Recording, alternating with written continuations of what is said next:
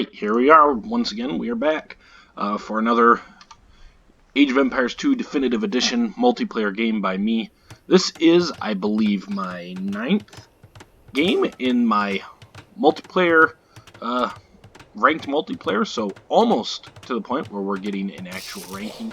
It might be 8, though, I don't remember for sure. So, anyways, I am in the red. I am playing as the Indians. I'm facing my opponent is Fatty's Dead 69, who is playing as the Mayans. As you can see, we are on hideout. So I played this game directly after the last game which I put up, which is that Black Forest game, which I was very, very, very frustrated by. I hated that game so much. I was so frustrated and angry by it. So I hopped right back in and try and get the bad taste out of my mouth.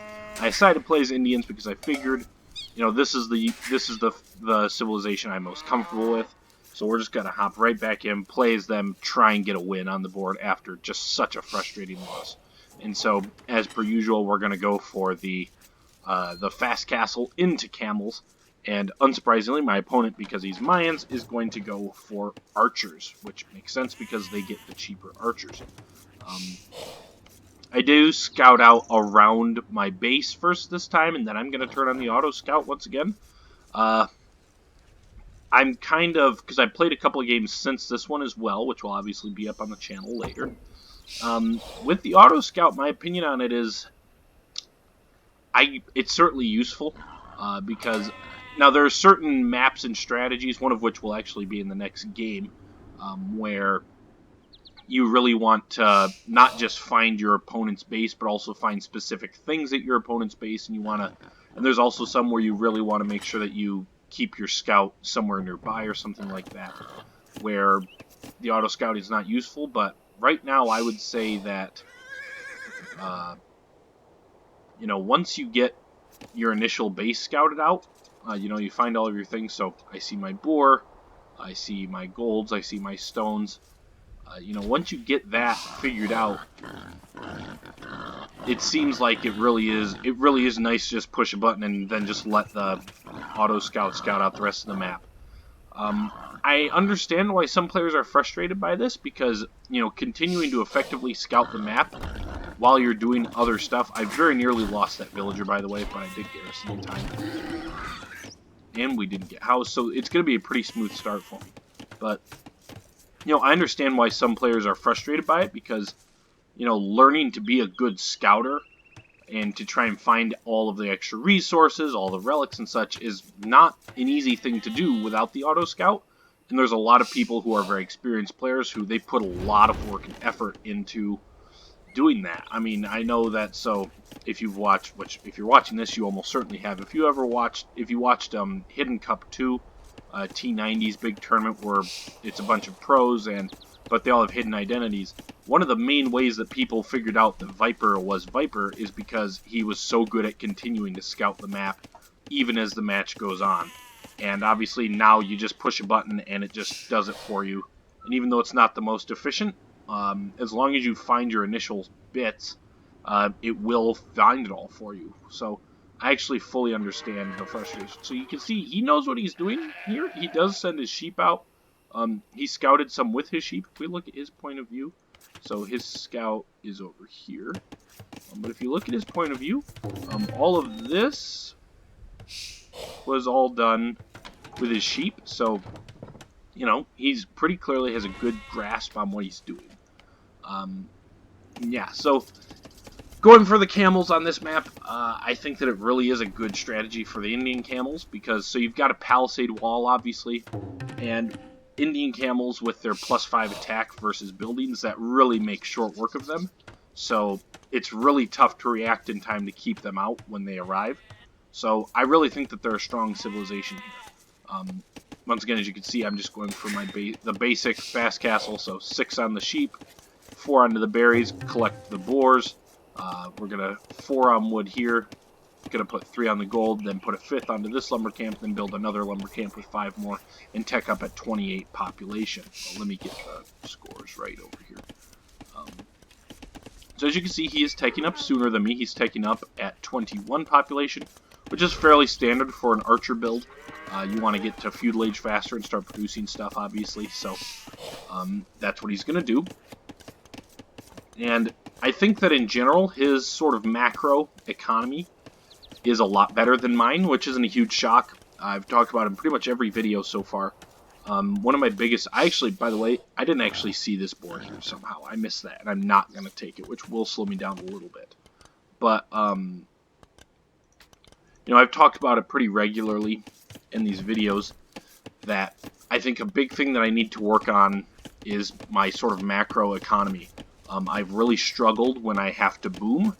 Basically, you know, once I get to Castle Age and I get my camels made, I really struggled to really boom economically. It might be a good idea for me to spend some time just playing against the AI, even if it's on lower difficulties, and just focusing on getting that boom going once I get to Castle Age when I do the fast castle. Because, so you can see right now, I'm doing just fine. Obviously, my population is higher because he's going up on... He's teching up, so once I tech up, he'll catch up to me. So I've got the early bits down, but my economy is going to start to lag pretty far behind his a little later on. Because it's hideout, we know there's not going to be any aggression for a little bit yet. We're going to bump it up to double speed. I think at this point I'm fairly comfortable, at least with this build order. I'm comfortable enough with it that I think that we can skip through it. And my opponent clearly knows what he is doing too. There's his archery range that's going to go up, and he'll start producing archers out of there, obviously. So we're on our way up. I did shake it up a little bit here and put 2 onto stone. I did that because I figured, well, he's going to go, he's Mayans, so he's going to go for archers. So I put 2 on stone so that I could potentially build some towers, because towers are much better deterrent against archers than they are against most other builds. So, you know, especially in Feudal Age, you don't have murder holes, and even later in the game, you often don't get murder holes. But in Feudal Age, you literally can't get murder holes, obviously. So, you know, so combat units actually can fairly easily go take down a tower, whereas for archers, they have to go right underneath the tower, which can be tricky to do, and obviously archers don't do that much damage to buildings anyways. So once again, so you look at his scouting versus my scouting at this point. I mean, the auto-scouting is just way more efficient. Maybe he has his on auto-scouting, but I'm pretty sure he doesn't, so he's just got standing there. So, yeah, I like it. It makes it easier for me, but I also understand why people are frustrated by it, because it makes it easier for people like me who are not as talented, not as skilled. I'm not sure exactly what he was doing here, but he's going to end up losing his eagle there because of that. Not sure what the thought process was. But as you can see, he is getting some archer numbers, and he's got spearmen with him as well, in order, obviously, to try and counter cavalry. And you can see here, I'm putting up a tower right there, because this gold is obviously pretty exposed, and the stone is fairly exposed as well. I should have come up here, because I've got this scouted, so I should have just walled this off here, probably. But I figured this gold is fairly exposed, so assuming he does go for archers, which obviously he does, I figured that that's a spot that would be very vulnerable for him to try and hit. So I put a tower there in order to try and deter him. And now we've got our camels. So as per usual, 6 camels plus our scout, and then we're moving on up. The bad news for me, and once again a testament to that, his sort of macro is much better. We're going to put it on normal speed now. I did not beat him to Castle Age by much, even though he put a lot more investment into Feudal Age. So you can see his economy is really humming. He's got good balance. He could maybe use a little more food, but he's doing well. So anyways, we're going to arrive here. And, you know, it's funny, this strategy, in multiplayer games so far, the strategy has never not worked for me. And there's a first for everything, and this is going to be a first. So, once again, it's just a palisade wall with their bonus versus buildings. They get through very quickly, and then here is a mistake. So he comes over with his archers plus 1 spearman, and I think, oh, I'm just going to fight this. I think I can kill them. At the very least, take a good fight, be cost effective. Now, I think overall it may have been fairly cost effective. I killed quite a few. You look at the KDs, I've killed a lot more than he's killed. So I figured, well, it's okay. I should have, then I do it half-assed, and then I leave. I should have just stayed on there at that point. But I'm actually not going to get any villager kills out of this. because I stood there and fought. You know, the idea of this camel push early on is not to totally, you know, to kill all their military. It's to try and set their economy behind. And it just doesn't happen. And I don't think I'm going to even quite get that villager. Yep, fell just short. So I decided to just fight his crossbows there, and then after I fought some of them, I decided to go in. So I should have just, at that point, I should have just fought his crossbows, just accepted, okay, we're going to trade off decently here. Probably would have killed at least 2 or 3 more of them. And yeah, but really, I should have just, I've got cavalry. The whole point of cavalry is they're more maneuverable. I should have just come around and tried to maneuver around and get into his eco. So, he makes the right decision, though. He killed off all my camels, so he's going to come right on the offensive. He's going to come this way, obviously. So, this is why I should have walled this in. I probably should have also just built a tower on the stone here, since it's equally as exposed. I didn't, because I figured the stone is not as valuable as the gold, so I wasn't as worried about it. But here's another thing that Joe needs to learn. Joe needs to be better at looking at his mini-map, because I'm not going to realize that he arrives until he is through. So he arrives, boom. I actually took these guys off of here to build the castle just without realizing it. So I literally don't even realize that he is up here yet. That's not a joke.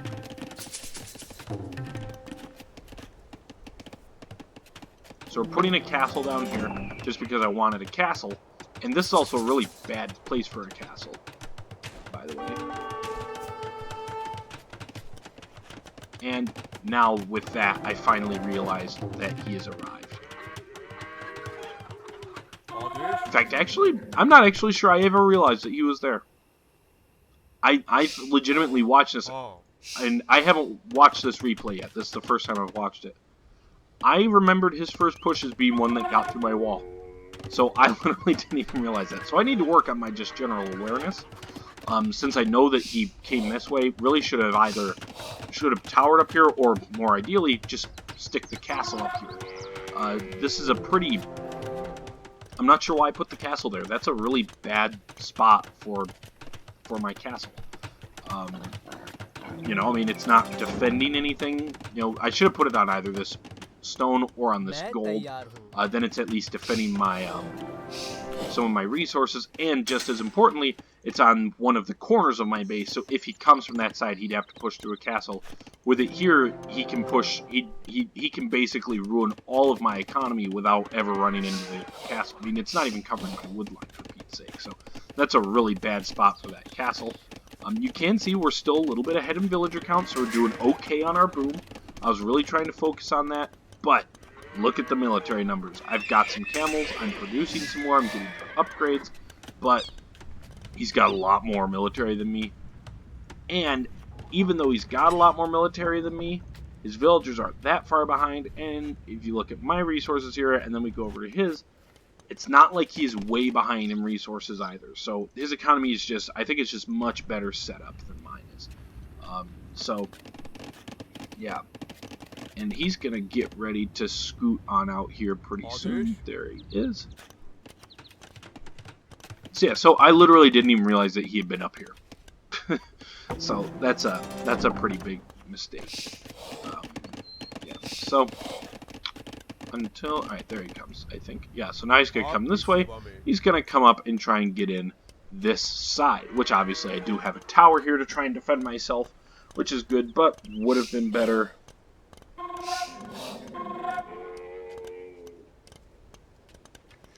Would have probably been better to put the castle either here or up here.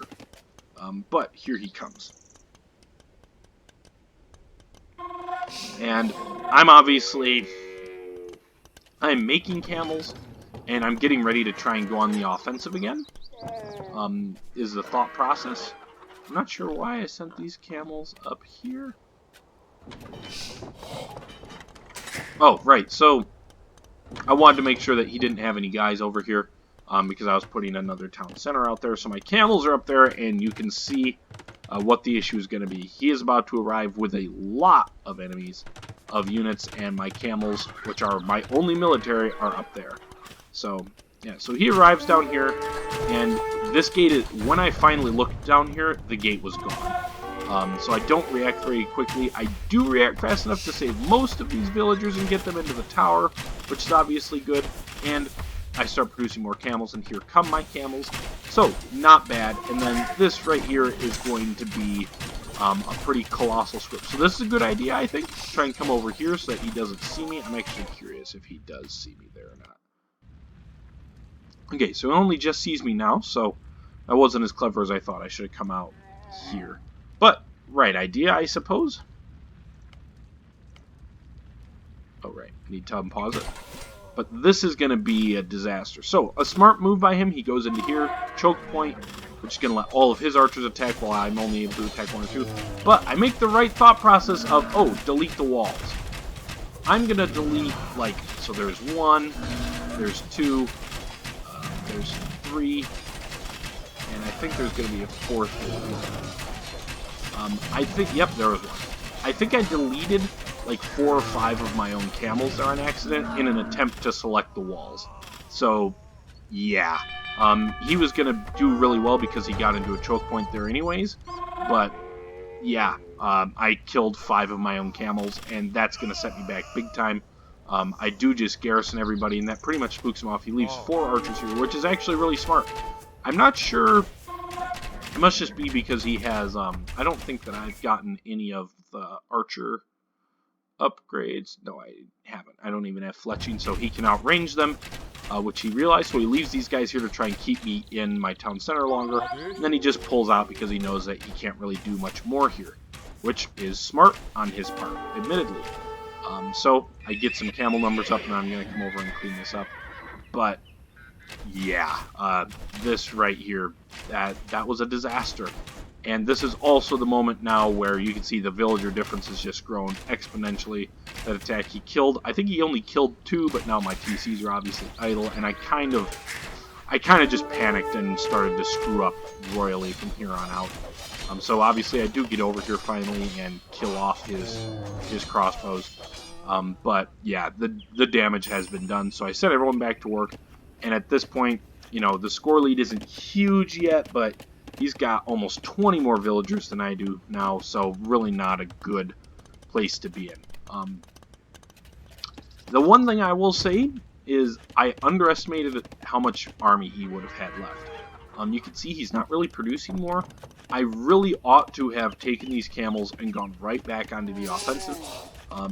It's something that I've brought up before, that I think as much as you can go on the attack, it's good, even if it's in small numbers, just to kind of harass. Like, I sent some camels up here. You know, this gate is very weak, so it would be very easy to scoot through that. Obviously, he's got a castle up now. Also, if you notice, his castle is actually on a corner defending resources, unlike mine. Just, you know, and he doesn't have a lot of military yet. Now he's starting to produce more again. I really should have tried to go right on the offensive again. I've got enough resources to build more camels, so I should have done that and tried to go right back on the offensive, but I didn't. I also, despite building the monastery, have not picked up any of the relics yet, and I think he's going to grab all but this one, which is also going to give him a pretty significant boost. So anyways, now you can see he's starting to build more military. He's building some plumed archers now out of his castle, as you can see there. I'm pretty sure those are plumed archers. Oh, maybe they're not plumed archers. I thought they were. He is going to make plumed archers pretty soon. And, yeah, so at this point, really, the economy difference is, it's growing. You can see the difference in score is growing. But for what it's worth, for myself, I actually was feeling okay about myself here. I was like, okay, you know, he got in, but we pushed him back. We're doing okay. And I figured, you know, if I can just get to the Indian death ball for their late game, I'll be okay. So that's what I'm focusing on here. And, you know, once again, I've said it before, I think it's very rarely a good idea in these games to sort of sit back on your feet and wait for things very often. And so he's building up forces, and he's going to beat me to it. That's all that there really is to say about it. And also, I'm just not able to get enough gold to keep this going. So he's going to beat me up to Imperial Age. But even with that, I'm still going to be feeling okay. I'm going to start to produce the things I need, but I'm not going to be able to get them in the numbers I need. There we go. He's starting to produce some plumed archers now. Those beautiful plumed boys. So we're going to bump up the speed until the aggression comes. So, but anyway, so I've got a university down so that I can research chemistry as soon as I get up. I'm putting down some archery ranges to produce hand cannoneers. I've still only got the 2 stables, which isn't ideal. That's another thing I've talked about with other people regularly is, yo, put down more production buildings. As you can see, I've got plenty of wood. I've got like 800 wood. No reason for me not to have more of those down. And obviously, I've also got plenty of resources. So I'm producing camels, getting those up. I'm already researching chemistry, which I will then use to create hand cannoneers. Now, I will say in my defense here, he definitely got a better map. All of the extra golds are on his side. All the extra stones are on his side as well, which is kind of, unfortunate. So if you look at this stone is kind of between us, but so he's got both extra stones and both extra golds over here, and that's going to give him a pretty significant boost. That's what I'm going to tell myself at least for why this is going to go pear-shaped pretty quickly. And here we go. You can see he is starting to move out. He's got a whole bunch of rams. He's got a bunch of plumed archers. He's got pikemen in front. And I have not yet begun to produce hand cannoneers. I have upgraded to heavy camel. Once again, I kind of assumed I had more time. You see, I produced some trebuchets. And so I'm basically trying to gear up to do what he's going to actually do to me, which is, so I'm trying to do this, get an army set and then go on the offensive. Would have been kind of funny because I almost certainly would have gone this way. So it would have been kind of funny if we had both gone opposite directions around for a big attack. So you can see I've got my camels. I'm bringing my camels down here thinking, just trying to gear up to try and go on the offensive. But he's got more, and I do not have the composition yet, and that's really all there is to say about it. I'm producing out of just 2 stables instead of like 5 or 6. I'm producing out of just 2 archery ranges, and I haven't begun to produce hand cannoneers yet. So here he comes, and once again, I'm not going to react to this very quickly. Really need to work on my just general awareness and reaction time. So there he comes. He's going to obviously pick off that villager, but I'm just not going to see this very quickly. So you can see the camels are sitting down there. So I'm putting up these archery ranges thinking, oh, and then I'll have a little bit more forward. Pointless, man. So I start to produce. I haven't even started to produce out of any of these yet. Man, that's a scrub. Look at my queue. I'm not producing anything. I've got plenty of resources. Meanwhile, all of these archers are now in because my castle is so stupidly placed. It's not helping me defend at all. And obviously, he's got choke points that he can sit his archers into in order to defend against my camels. So this time I do manage to delete these walls without killing off all of my camels. But they're kind of piecemeal, and he's got so many more archers this time. And here come the rams with more halberdiers, and that's going to allow him, damn, such bad pathing still, which is frustrating. So many of my guys are just not attacking. But once again, you look at the global queue, I'm starting to queue up some other camels. Fortunately, I did build a 3rd stable, but it's just not going to be enough. I've got no hand cannoneers. I haven't queued any hand cannoneers up. I've got no archers, obviously. I've got these 4 trebuchets that are now mostly useless. To my credit, I do attempt to use them against some of the rams, but there goes the last of those camels. I'm trying to produce more, but these rams are now starting to destroy my houses. They're going to come after my university, my market, and everything, and it's really not looking to be in a good way here. I'm trying to get his rams, but just not doing it. There goes that town center. So, yeah, pretty colossal. I don't know, I don't feel super bad about how I played here. Obviously, I'm going to GG before too long. Once again, to my credit, I am attempting to use the trebuchets here. I don't just let them sit around, I try to use them. I did kill a couple of his plumed archers with them, as you can see there. But I now his rams are to my castle, and I'm out of gold. Yeah, I'm going to GG here in a moment. And so, I don't know. I think if I'd wanted to continue playing, I think one thing when I play as Indians, it's going to be helpful to me if I get the at least the light cavalry upgrade. Do Indians get Hussar? I think they do. Although the upgrade, the difference between Hussar and light cavalry is actually pretty minimal. It's just some extra. It's just the 15 extra hit points, which is obviously useful, but you know, at least get light cavalry upgrade because it's pretty cheap. And then in this situation, if I have more stables, at least I could have made a bunch of light cavalry because I've got plenty of food for it. And you know, he's got more helps coming up, but they're coming up kind of piecemeal.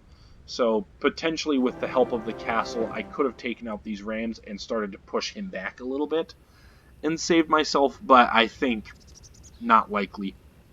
And so, in my defense, he had all the extra golds, which, you know, that gives me an issue, especially when you're playing as Indians and I'm going for a pretty gold-intensive army composition. But, yeah, so I should have been more aggressive. I should have not engaged here with my original camel, should have gotten into his economy, and I should have placed my castle better. So, like, even right here, my castle's up here. His archers, they're not able to just come in and start killing my guys and everything. They come up here, and then his rams obviously come up, but for his rams to come up, then I still have all my camels. And then in order for him to try and kill my camels with the helps, he's fighting underneath castle fire. And as you can see, it's not like he's producing tons and tons more. He is producing more, but it's all from back here. So had I been able to not have this just waste me, I would have not been in a terrible position. But the gold situation, I'm not sure what the best answer there would have been. So I think going forward, a good thing for me is going to be when I'm playing as Indians, even though I'm going to focus on camels, still make some light cavalry. At least get the light cavalry upgrade, even if I don't plan on making any, just for these situations, so that when I'm out of gold, I'm not totally up a creek. Also, probably not a bad idea to get a few more barracks. Um, yeah, so, uh, you know, well played to my opponent. He outplayed me. His macro on economy was definitely better. And, you know, the main difference in the end is my raid initially did nothing. His raid initially only got a couple of kills, but it idled me for quite a bit. So that's a big difference. Also, I placed my castle in the wrong place. So lots of stuff to learn from this one. And even though I lost, this definitely got the bad taste of that Black Forest game out of my mouth. So yeah, I played another couple of games after this one, so those will go up later. So I will see you later. Stay beautiful, and thanks for watching.